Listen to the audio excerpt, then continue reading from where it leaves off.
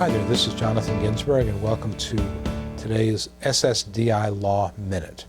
What I want to talk to you today about is the vocational witness that will appear at your hearing. When you go to your hearing, not only will the judge be there and the judge's assistant, but in most cases there will be somebody called a vocational expert witness. And this is a person with knowledge or experience about different jobs that exist out in the economy. And the vocational witness's goal is to answer questions for the judge about what you might be able to do in a work situation based on the limitations or lack thereof that the judge gives them. So basically the judge will pose a hypothetical question to the vocational witness. Assume an individual of the same age, education, work experience as our claimant.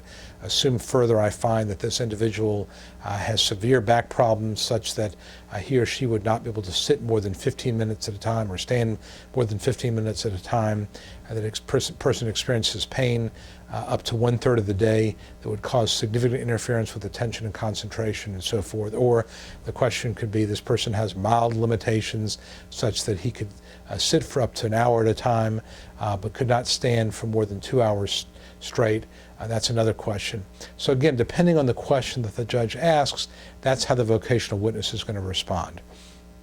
Now, as your attorney, I have the right to also cross-examine the vocational witness and ask him my own questions. So what I'm trying to do in these hearings is to present what is called a prima facie case, where I set out that if the judge accepted your testimony as credible, the vocational witness will find you disabled.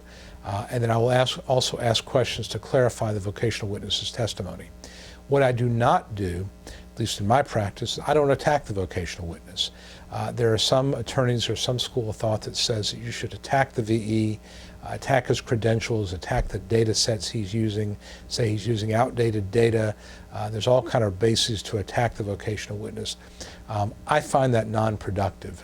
In my opinion, the judge is going to make his decision based on the medical evidence and how credible, how believable he finds you. Then he will create a question that fits that notion of where your case stands and ask that question to the vocational witness.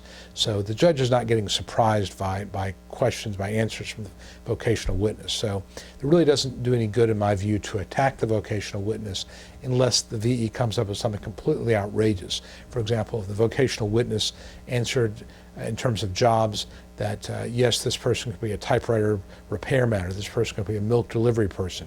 Well, again, those jobs don't really exist anymore, and since again the vocational Dictionary of Occupational Titles goes back to the 1970s, that would be inappropriate. I think you could challenge that, but I've never had that happen. So, or again, another example would be if the vocational witness gives a job that relates to work at a port in a port city and you live in Atlanta, Georgia, where there's no ports. That would be another example. But for the most part, vocational witnesses are not going to do that.